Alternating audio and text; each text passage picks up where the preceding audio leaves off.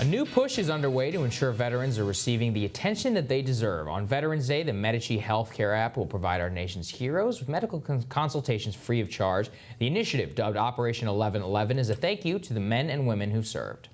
Joining us via Skype to discuss the initiative more in depth is military veteran and Operation 1111 advisor Mark Geist.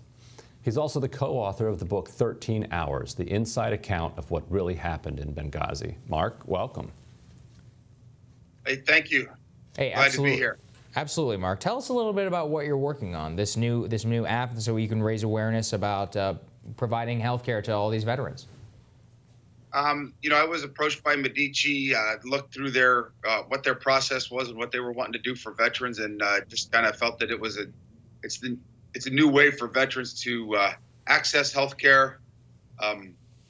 Whether they are in urban areas or rural areas, it just makes it a whole lot easier on their life, having access to the broad range of specialties that Medici offers.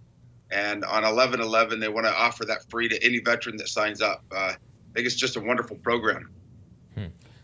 So, Mark, tell us a little bit about, just generally with the veterans, the VA, do you think that conditions have improved in the last couple of years, or is there still quite a lot of work to be done? President Trump talks quite a bit about this. Yeah, I think it has. I speak across the country and I talk to a lot of veterans, and it's getting better, getting a lot better for most of them. There's still pockets of problems that need to be addressed. A lot of that is part of it's on the veteran side as well. You got guys and gals that don't necessarily live close to a VA hospital. And what they have to do is then take a day off of work just to get a consult or get a prescription renewed or something like that. And that's one of the things that really interests me about Medici and the platform that they have, is this is going to allow veterans to have access to that and utilize that without having to take a whole day off of work or a day away from their families.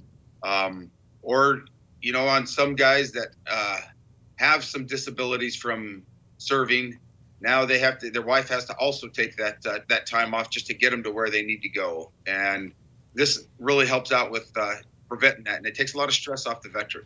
Mm-hmm. Yeah, Mark, one of the criticisms of single-payer health care and of Medicare specifically is that it breeds a lot of fraud from people who extract a bunch of money that they don't deserve from Medicare. They're selling fake wheelchairs or what have you. Do you see much of that in the VA, and how are they trying to combat that universal phenomenon?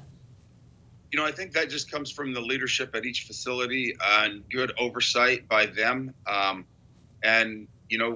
think it's going to always be there. There's always people out there who want to take advantage of the system or game the system to their own financial benefits. But what's really important is making sure that the veterans themselves have access to a way to let people know, and the people that they let know that they see that or are feeling that that's happening, actually look into it and follow up on it, and let them know what they're doing, and make sure they can intervene on when that kind of fraud does pop up. Mm-hmm. So, Mark, what do you think? What are the most pressing issues that are facing veterans today? I know suicide is up at the top of the list, but what are some other things that viewers may not be aware of?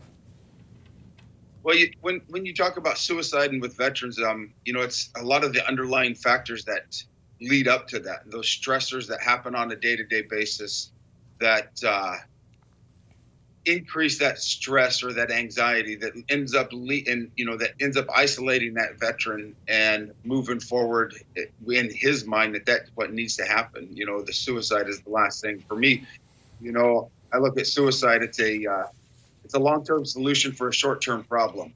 When I talk to a lot of vets, or I talk around the country, what I try to encourage them is to let out and talk about what their story is, because each one of us as a veteran has a story, and that story needs to be told. And it's going to come out one way or the other. If you don't talk about it, if you don't tell somebody, write it down. It doesn't matter how you want to do it, tape record it, but get that out, because it's going to come out one way or the other. And if it doesn't come out when you're talking about it, it's going to come out in your actions, in stress, anxiety, all of that kind of stuff. And I think that's the key factor there, is just making sure that you talk about it and tell your story. Mm-hmm. Right. Mark, are you worried that the private sector creeping into the VA is going to undermine the benefits that veterans get, or do you think that the VA has proven that it just can't can't deliver, and that's why you need more private sector influence there.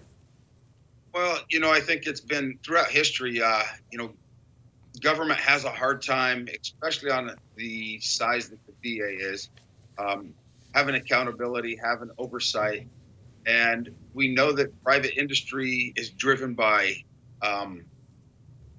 costs and by efficiency, because if something's not efficient and something isn't making money, then people aren't going to use it. In government, it doesn't necessarily have that.